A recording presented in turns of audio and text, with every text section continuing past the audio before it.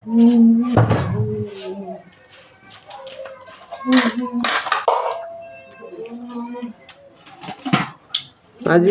চৰকাৰে খালি হিন্দু মুছলিম কাজিয়া লগায়। এইবোৰ কৰি কি লাভ আছে? লাভ নাই কোনো। যিটো মানে মিলিজুলি থাকিব লাগে দেশত, সেইটো নকৰি পেলাই হিন্দু মুছলিম কাজিয়া কৰি কিনো লাভ নাই। খালি বালৰ ধান্দা, চেটৰ ধান্দা, এইবোৰ চেট বাল ধান্দা লৈ লাভ নাই। ৰাইজক সহায় কৰক, ৰাইজক মানি লওক। ৰাইজ কোনটো? ৰাইজ দিয়া চৰকাৰ, ৰাইজ দিয়ে চব কিছু।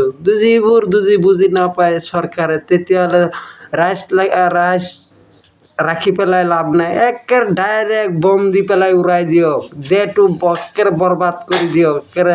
কি বালৰ দেহ হিন্দু মুছলিম কৰি খালি দেহটো এইটো সেইটো বাল কৰি থাকিব। এইবোৰ ভাল নেকি মানুহক?